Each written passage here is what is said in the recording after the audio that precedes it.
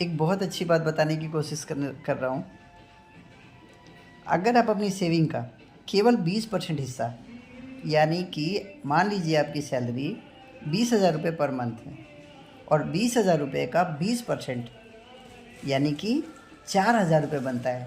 ये 4,000 रुपये mutual fund यानी SIP में अगर आप इन्वेस्ट कर देते हैं तो पता है आपको 20 साल में कितना हो जाएगा? अगले 20 सालों में ये पैसा आपका 60 लाख रुपए बन जाएगा। जानते हैं क्यों?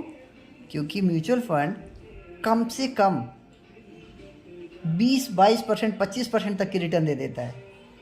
और हम बिल्कुल कम कर लें डाउन साइड में तो 15% से नीचे तो नहीं रहेगा।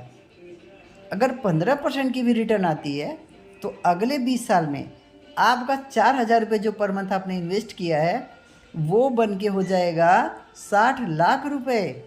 हम 60 लाख रुपए को एक काम करते हैं, 20 से डिवाइड कर देते हैं, क्योंकि अगले 20 साल में 60 लाख बना है तो पर ईयर का कितना आएगा? 3 लाख रुपए। अब 12 से और डिवाइड कर देते हैं उसको मंथली जानने के लिए, तो पर मंथ कितना आएगा? 25,000 रुपये।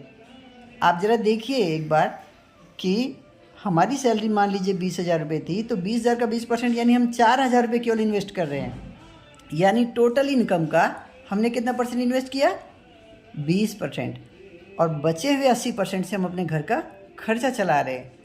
और हमारे 20% में कितनी ताकत है? हमारी सैलरी 20,000, लेकिन वापसी कितना लेके आया है? 25,000 रुपये पर मंथ। साल का 3 लाख और अगले 20 साल में 60 लाख रुपए बन जाते हैं। तो देर मत करिए, SIP में इन्वेस्ट करिए। और आपको नहीं पता SIP क्या होता है तो मुझे कॉल करिए, और कॉल करने का मैं कोई पैसा चार्ज नहीं करता। आप कॉल करेंगे, मैं आपको सुझाव दूंगा। आगे आपकी मर्जी, इन्वेस्ट करना है नहीं करना है आपकी मर्जी होगी, आपकी इच्छा होगी। ठीक है, जल्दी समझिए और कॉल करिए।